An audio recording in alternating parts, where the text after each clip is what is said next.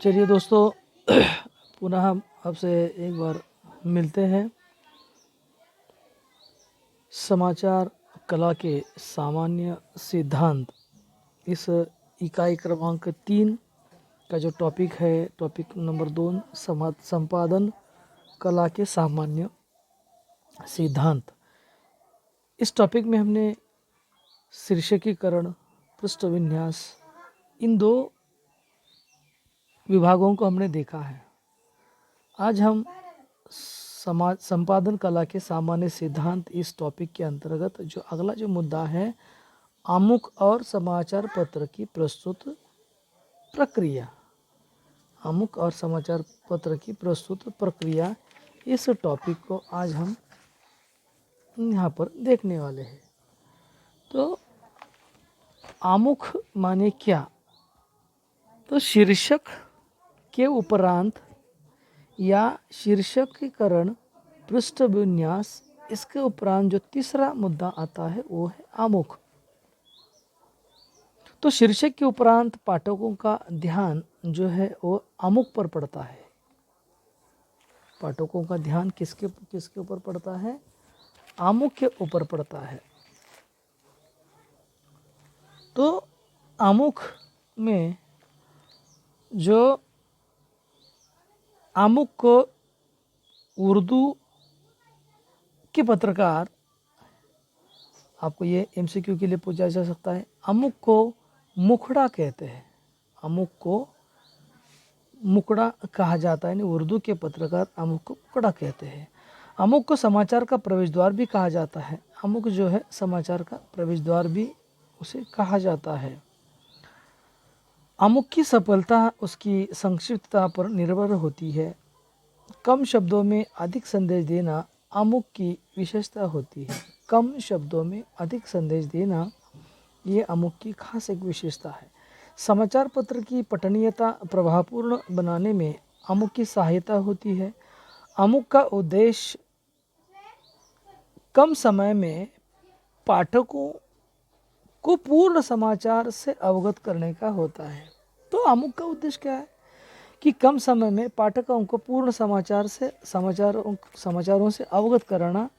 मानवीय पक्ष को आमुख में विशेष महत्व दिया जाता है। मानवीय पक्ष को आमुख में, जो पक्ष होते हैं उसमें आमुख में विशेष महत्व दिया जाता है। समाचार पत्र के प्रमुख मुद्दों में समाचार पत्र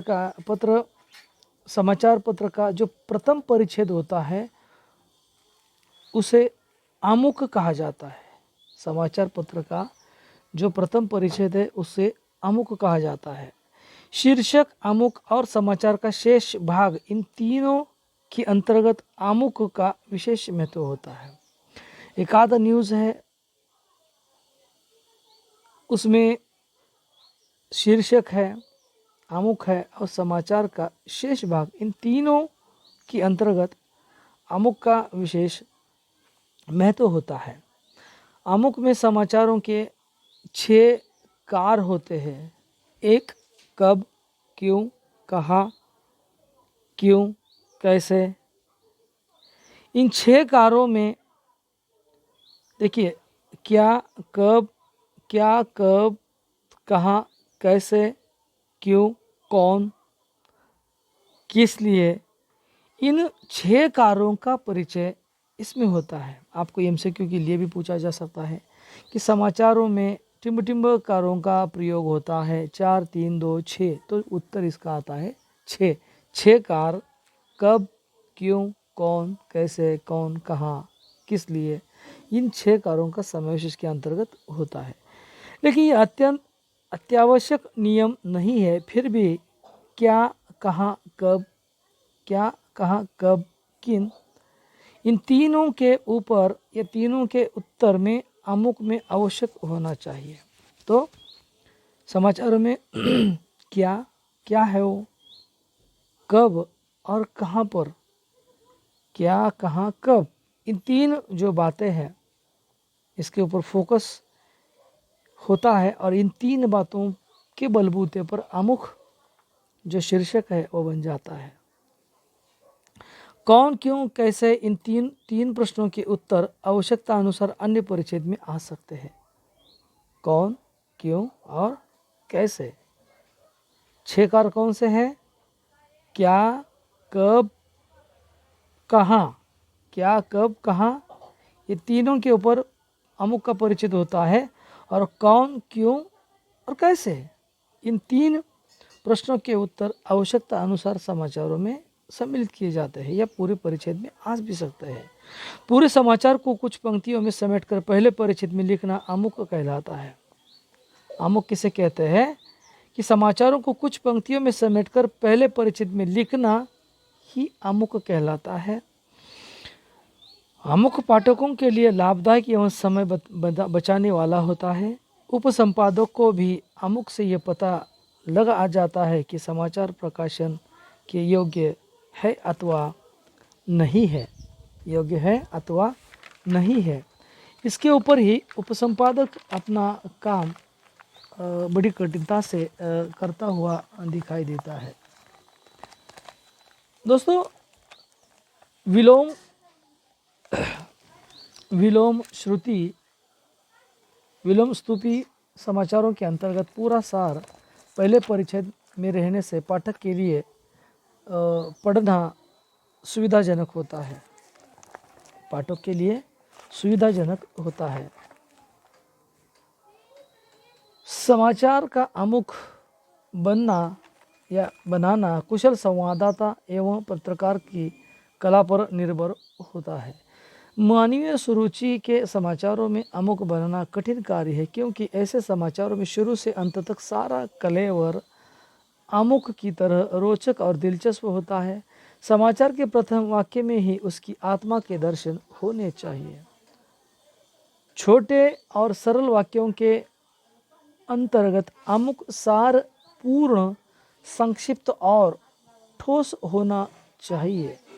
अमुक मुख्य तथ्य के आधार पर सीधे कथन से प्रभावपूर्ण ढंग से लिखा जाना चाहिए, जिससे पाठक समाचार पढ़ने के लिए बाध्य हो सकता है।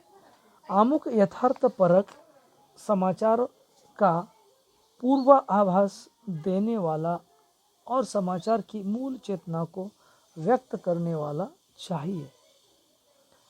तो अमुक के कुछ यहाँ पर प्रकार भी दिए गए हैं, वो संक्षेप में मैं आप लोगों को बता रहा हूँ। अनेक विद्वानों ने अमुक के कुछ प्रकार माने गए हैं। भावात्मक अमुक और तथ्यात्मक अमुक। तो अनेक विद्वानों ने यहाँ पर उल्लेख किए, उन्हीं में से कुछ एक दो के उदाहरण के तौर पर लेते हैं।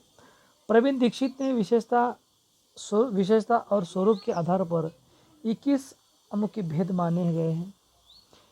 M.B. कामनाथ ने अमुक के 9 प्रकारों का यहाँ पर जिक्र किया है।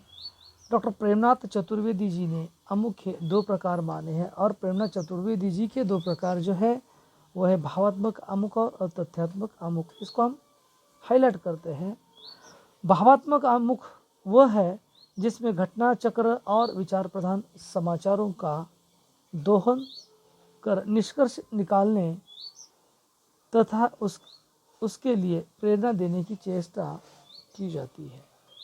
तथ्यात्मक अमुक उसे कहा जाता है जिसमें घटना चक्र के बिना लाग लपेट के महत्व दिया जाता है। लाग लपेट के महत्व दिया जाता है। कभी कभी किसी तथ्यात्मक अमुक को भी भावना का पुट देकर अधिक रोचक और प्रभावशाली बनाया जाता है।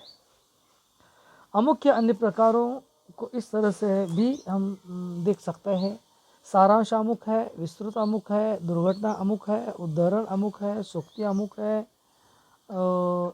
पंच अमुक है, प्रश्नार्थक अमुक है, उपाख्यान अमुक है, अलंकारिक अमुक है, कारतूस अमुक है, आज अमुक है, निलंबित अभिरुचि अमुक है, अनुसंधान अमुक है, व्याख्यात्मक अमुक है, आप मैं और हम अमुक है, विस्मयकारी अमुक है, तुलनात्मक अमुक है, कल आज और कल अमुक, रहस्यो रोमांच अमुक है, आश्रित वाक्यांश अमुक है, बहुकलमी अमुक आदि कई प्रकार यहाँ पर दिखाई देते हैं। तो दोस्तों समाचार पत्र की वितरण, समाचार पत्र की जो व्यवस्था होती है या वितरण व्यवस्था किस पद्धति से होती है, मुख्य बात समाचार पत्र की व्यवस्था, उसको भी हम यहाँ पर संक्षेप में देख सकते हैं। समाचार पत्र की व्यवस्था किसी भी कार्यालय, संस्था आदि को सुचारू रूप से चलाने के लिए अधिकारियों सेवकों की आवश्यकता होती है। काम करने वाले लोगों की संख्या, कार्य विस्तार तथा संख्या की आर्थिक स्थिति के अनुसार कम अधिक हो सकती है। समाचार पत्र की व्यवस्था के अंतर्गत पत्र मालिक, संपादक और प्रकाशक, इन तीनों का होना अत्यंत आवश्यक है। समाचार पत्र की व्यवस्था जैसे इन तीनों के ऊपर निर्भर होती है। छोटे गांव और कस्बों में समाचार पत्रों में एक ही व्यक्ति का एकाधिकार होता है। एक ही आदमी मालिक, संपादक तथा प्रकाशक होता है। वह स्वयं पत्र के प्रचार और विज्ञापन का काम संभालता है। एकाध दूसरे संवाददाता अथवा कर्मचारी की नियुक्ति की जाती है और काम की पूर्तता की जाती है। मध्यम तथा बड़े समाचार पत्रों में विभागों में अधिकारियों तथा कर्मचारियों की संख्या अधिक होती है। विस्तार कार्य वाले समाचार पत्रों को सुचारू रूप से चलाने के लिए समाचार पत्रों की व्यवस्था प्रशासकीय विभाग, वित्त विभाग, कार्मिक विभाग, संपादक विभाग, प्रूफ शोधन विभाग, प्रूफ शोधन विभाग, कंपोजिंग विभाग, विज्ञापन विभाग, छपाई विभाग, बिक्री अथवा वितरण आदि विभागों में की जाती है। तो देखिए, समाचार पत्र की जो वितरण व्यवस्था होती है, कुल मिलाकर इन मुद्दों के ऊपर निर्भर होती है। कौन कौन से मुद्दे हैं? व्यवस्था यानी कि जो है वो प्रशासकीय विभाग, पहला है प्रशासकीय विभाग, दूसरा है वित्त विभाग, तीसरा है कार्मिक विभाग, चौथा है संपादकीय विभाग, पांचवा है प्रूफ शोधन विभाग, अगला है कंपोजिंग विभाग, विज्ञापन विभाग, छपाई विभाग, बिक्री अथवा वितरण व्यवस्था। इन आदि विभागों के जरिए वितरण की यानी कि समाचार पत्र की वितरण की व्यवस्था की जाती है। इसके ऊपर ही जैसे कि समाचार पत्र की वितरण व्यवस्था चलती है। दोस्तों, थोड़ा हम इन मुद्दों को थोड़ा हम विस्तार के साथ यहाँ पर देख सकते हैं। इस विभाग का प्रमुख महाप्रबंधक अथवा प्रबंधक होता है। यह विभाग समाचार पत्र के मालिकों की नीति का अनुपालन करता है। समाचार पत्र के प्रकाशन के लिए साधन एवं सुविधा जुटाने का कर्तव्य भी निभाता है। विस्तार कार्य के अनुसार एक अथवा अधिक से अधिक प्रशासकीय प्रबंधक हो सकते हैं। विभागीय कार्यों को पूरा करने की जिम्मेदारी इन पर होने से अन्य कर्मचारियों के नियुक्ति की जिम्मेदारी भी इन पर होती है और प्रमुख प्रबंधक प्रशासकीय जिम्मेदारी निभाता है। तो दोस्तों, इस पद्धति से जो भी समग्र जानकारी है उसको हम निरंतर आगे रखने वाले हैं। तो समाचार वितरण की व्यवस्था जो है हम इसे अगले लेक्चर में देखते हैं। धन्यवाद।